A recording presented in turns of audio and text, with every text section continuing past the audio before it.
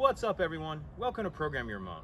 Today we're going to be doing a GM flip key programming procedure. A couple things we need to go over before we get into it. First of all, this procedure is going to be for if you've lost all the keys for your vehicle. When you program in the new one, it's going to erase any you've previously had.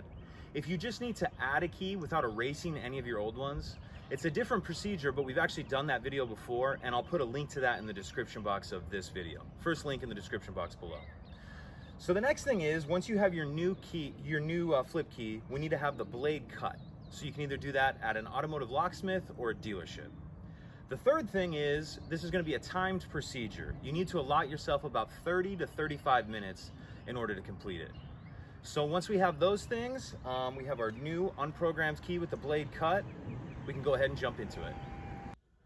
Okay, so now we're ready to get started. We have our new unprogrammed key, and then I have a phone here that I'm going to use to time myself. So we need to put our key in the ignition, turn it to the on position, and now we need to leave it in the on position for at least 10 minutes. So I'm going to hit start here.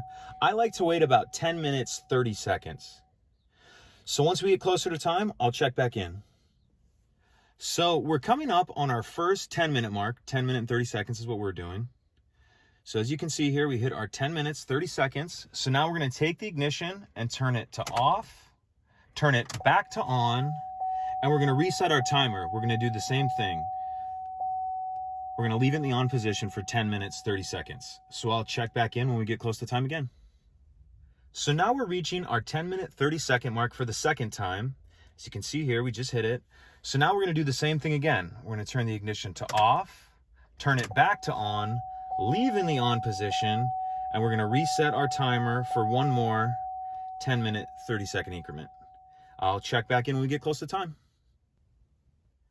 So now we're coming up on our 10-minute, 30-second mark for the third and final time. We just hit it here.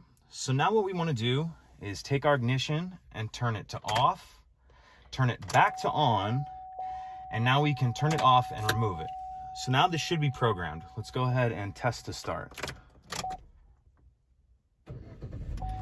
Now you might have noticed there, I've noticed on a lot of GM vehicles, when you very first program in a new key, the first time you start it after you program it, you have to leave it cranked forward for an extra couple of seconds.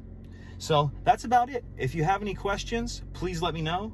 If you could take a second to like and subscribe, it helps us out and I'd appreciate it.